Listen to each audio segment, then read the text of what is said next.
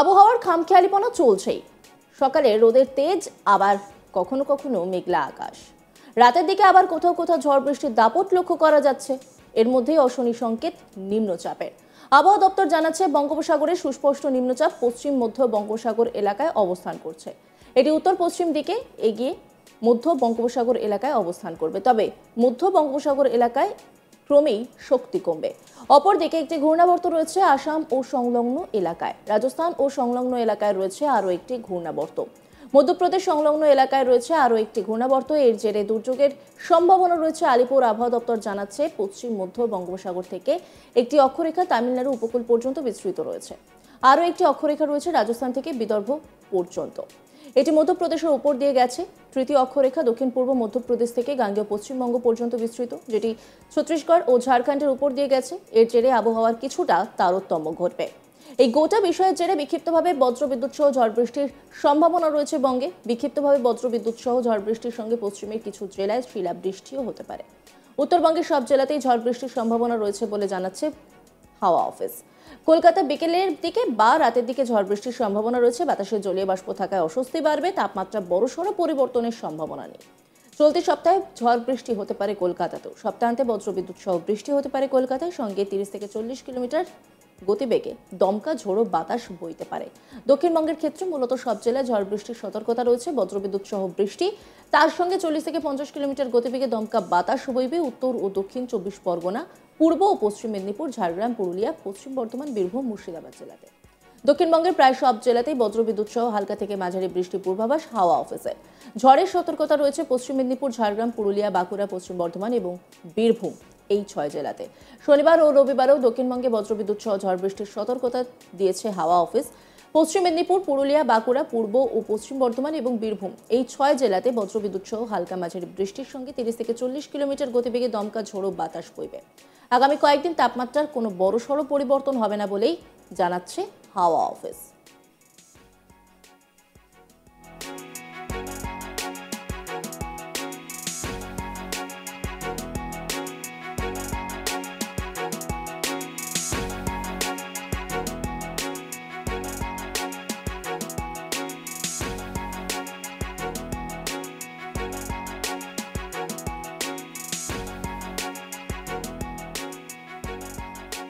পাশাপাশি উত্তরবঙ্গের সব জেলাতেই বজ্রবিদ্যুৎ সহ হালকা মাঝারি বৃষ্টির সম্ভাবনার কথা জানিয়েছে আলিপুর আবহাওয়া দপ্তর। উপরের দিকে 5 জেলাতেই বৃষ্টি বেশি হওয়ার সম্ভাবনা রয়েছে। আগামী 2 থেকে 3 দিনে 3 ডিগ্রি সেলসিয়াস পর্যন্ত তাপমাত্রা কমতে পারে। তারপর খুব একটা তাপমাত্রা পরিবর্তনের সম্ভাবনা নেই, তবে বেশ কয়েক জায়গায় ভারী বৃষ্টির সম্ভাবনা জারি করা হয়েছে। আবহাওয়াবিদ সোমনাথ দত্ত কি বলছেন শোনাব আপনাদের।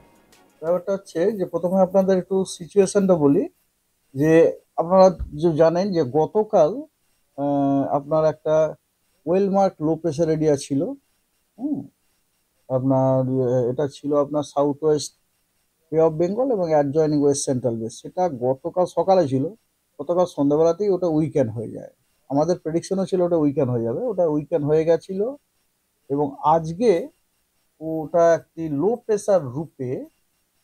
প্রেসার রূপে ওটাকে দেখা গেছে আপনার এতে কি বলে ওয়েস্ট সেন্ট্রাল বে অফ বেঙ্গল, ঠিক আছে, মানে পশ্চিম মধ্য বঙ্গোপসাগরে দেখা গেছে আজকে। এবং ওর সাথে যে অ্যাসোসিয়েটেড চক্রবাত ঘূর্ণাবর্তটি, ওটি ভূমিপৃষ্ঠ থেকে আপনার সরি ভূমিপৃষ্ঠ না, সমুদ্রপৃষ্ঠ থেকে 5.8 কিলোমিটার পর্যন্ত ওটাকে দেখা যাচ্ছে। তবে আমাদের এটা সম্ভবত এটা আপনার এটি মুভ করবে উত্তর উত্তর পূর্ব ডিরেকশনে, ঠিক আছে। এবং তারপরে ধীরে ধীরে আগামী 12 ঘন্টার মধ্যে, 8:30টার সময় বলা হচ্ছে 12 ঘন্টা, মানে মোটামুটি সন্ধ্যে 8:30টার মধ্যে ওটা দুর্বল হয়ে যাবে, ওটা থাকবে না। এটা গেল একটা ব্যাপার। আর একটা হচ্ছে কি, যে একটা সাইক্লোনিক সার্কুলেশন আছে, সেটা হচ্ছে আপনার নর্থ ইস্ট বিহারে। সাইক্লোনিক সার্কুলেশনটা সমুদ্রপৃষ্ঠ থেকে 3.1 কিলোমিটার থেকে 5.8 কিলোমিটার পর্যন্ত যে অ্যাটমসফেরিক লেয়ারটি আছে, ওই লেয়ারে ওকে দেখা যাচ্ছে। এবং আর একটা চক্রবাত ঘূর্ণাবর্ত সাইক্লোনিক সার্কুলেশন আমাদের দেখা গেছে উত্তর বাংলাদেশে, নর্থ বাংলাদেশে। সেটা খুব লো লেভেলে দেখা যাচ্ছে, মানে সমুদ্রপৃষ্ঠ থেকে 0.9 কিলোমিটার। এই দুটি সিস্টেমের জন্য আমাদের উইন্ড প্যাটার্নটা যথেষ্ট ফেভারেবল হয়ে গেছে এবং বে অফ বেঙ্গল থেকে প্রচুর পরিমাণ ময়েশ্চার ইনকারশন হচ্ছে, as a result of which পশ্চিমবঙ্গের অনেক জেলাতে আপনার থান্ডারস্টর্ম, লাইটনিং, তারপরে আপনার কি বলে গাস্টি উইন্ড, হ্যাঁ, এবং কোনো কোনো জেলায় কোনো কোনো দিনে আপনার হেভি রেনফলেরও হওয়ার সম্ভাবনা আছে। তো with this background the detail forecast look like this, যে day one, that is today, আজকে উত্তরবঙ্গের সবকটি জেলার বেশিরভাগ জায়গাতেই বৃষ্টিপাতের সম্ভাবনা আছে এবং দক্ষিণবঙ্গের পুরুলিয়া, বাঁকুড়া, দুই বর্ধমান, বীরভূম, মুর্শিদাবাদ এবং নদিয়া, এই দুটি জেলায় কিছু কিছু জায়গাতে বৃষ্টির সম্ভাবনা আছে এবং বাকি জেলাগুলিতে বিক্ষিপ্তভাবে দু এক জায়গায় বৃষ্টিপাতের সম্ভাবনা আছে।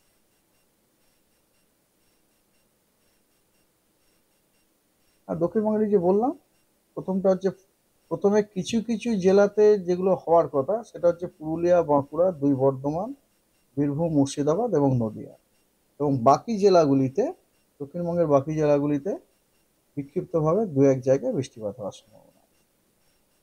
দ্বিতীয় দিন অর্থাৎ 11 তারিখ সকাল 8:30 থেকে 12 তারিখ সকাল 8:30 পর্যন্ত উত্তরবঙ্গের সবকটি জেলাতেই অনেক স্থানে বৃষ্টিপাত হওয়ার সম্ভাবনা আছে।